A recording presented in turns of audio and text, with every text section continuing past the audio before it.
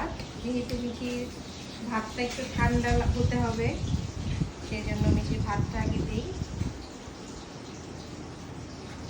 মিঠির ভাত, একটা মাছ দিব, পাবদা মাছ।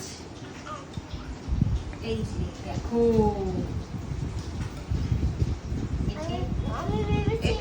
হ্যাঁ এটা হচ্ছে পাপা তোমাকে একটু বেছে দিবে, তারপর তুমি খাওয়া শুরু করবে।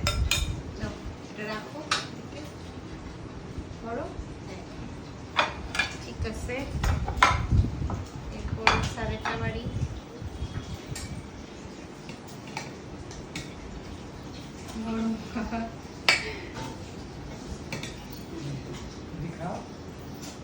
খাবে ঠান্ডা হোক। আরেকটা প্লেট দাও তোমার।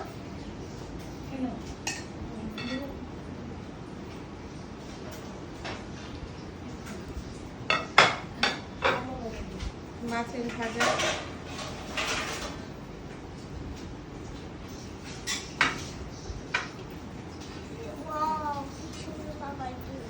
এটা হচ্ছে আমাদের বাসার মুরব্বি।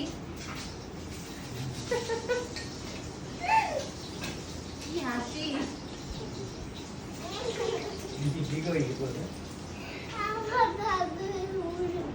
হ্যাঁ তোমার দাদু তো মুরব্বি।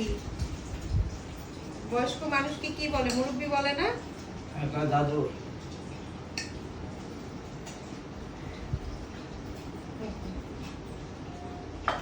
লবণ দেই, শুকনো মরিচ দেব। আজকে লবণ দাও। মিঠি তোমার হাত দাও, হাত দাও। তাই তুমি বসো, আমি আমারটা বেড়ে নিই। মা এমন খাবে না? মা আজকে রান্না বান্না করতেছে। মা অনেক টায়ার্ড, রান্না করে আসলে সাথে সাথে খাওয়া যায় না, বুঝতে পারি আমি বিষয়টা। এটা তো মাকে আর বলতেছি না, আমরা খাই। মা আস্তে আস্তে আমাদের সাথে জয়েন করবে। আমি নিয়ে নিলাম। Okay bye bye. শুকনা মরিচ কে খাবে? খাবেন না? এই যে পেঁয়াজ দিব, পেঁয়াজ। এই বসো, নেই পেঁয়াজ।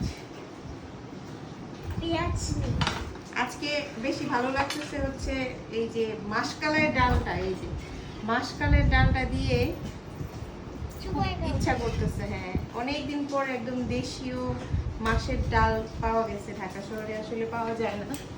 অনেকদিন আগে গ্রামে আমার মানে মাসিমণি ছিল একজন, মাসিমণি আছে এখনো, উনি আমাকে মানে ইয়ে করে দিছিল, মানে রেডি করে দিছিল, তখন ডালটা অনেক মজার ছিল। কিন্তু এরকমই মানে সেম ঢাকায় আমি আজকে এই ডালটা পেয়েছি, সেজন্য আনা।